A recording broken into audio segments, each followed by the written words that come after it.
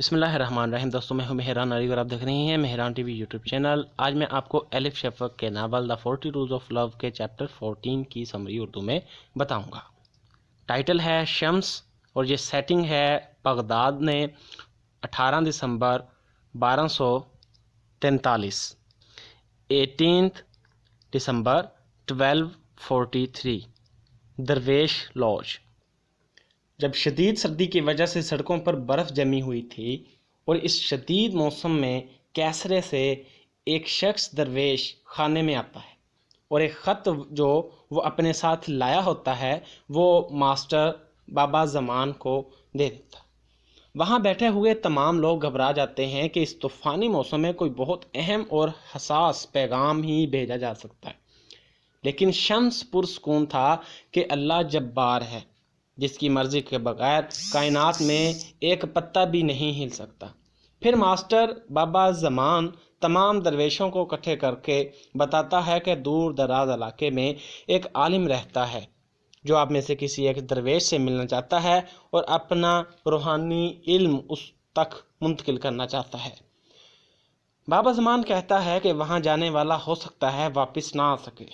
شمس سوچتا ہے کہ only in another person's heart can you truly see yourself and the presence of God within you، اور کہتا ہے کہ آپ جگہ بتا دیں، میں وہاں جانا چاہتا ہوں، اس عالم سے مل کر اپنی روحانی ترقی چاہتا ہوں۔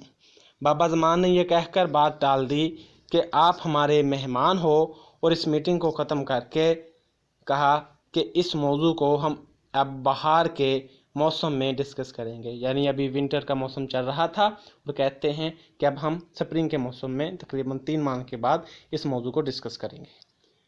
شمس بے حد مایوس اور غمگین ہوتا ہے اور 3 مہینوں تک کسی سے ایک لفظ بھی نہیں کہتا۔ پھر اسے ایک اصول یاد آتا ہے، What happens in your life, no matter how troubling things might seem, do not enter the neighborhood of despair.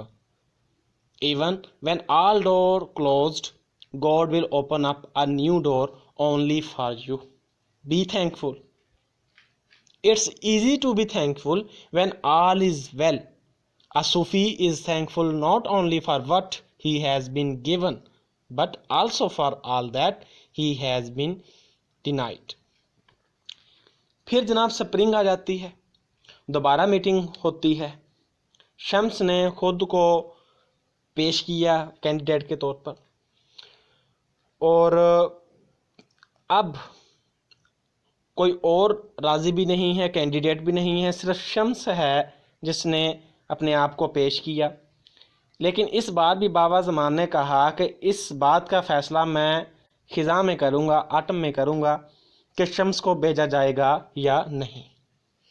اس بار اتنے انتظار کے بعد شمس کا پھر بہت زیادہ دل دکھا اور اسے ایک اور اصول یاد آیا کہ ونٹر میں انہوں نے 3 ماہ دے دیے کہ سپرنگ میں فیصلہ کروں گا، اب سپرنگ سیزن آ گیا ہے تو اب کہہ رہے ہیں آٹم سیزن میں فیصلہ کریں گے، تو یہ بڑی تکلیف دہ چیز ہے۔ اور اسے ایک اصول یاد آتا ہے کہ patience does not mean to passively endeavour, it means to be foresighted enough to trust the end result of a process. What does patience means? It means to look at the thorn and see the rose, to look at the night and see the dawn. Impatience means to be short-sighted as to not be able to see the outcome. The lovers of God never run out of patience, for they know that time is needed for the crescent moon to become full. تیسری دفعہ پھر meeting ہوئی خزاں میں، autumn season میں، اور تب جا کر بابا زمان نے کہا کہ شمس کو کل جو ہے وہ کونیا بھیجا جا رہا ہے، اور اسے خط دیا جاتا ہے جس میں کونیا کا بتایا جاتا ہے، اور یہ بتایا جاتا ہے کہ جس عالم سے آپ ملیں گے اس کا نام رومی ہے۔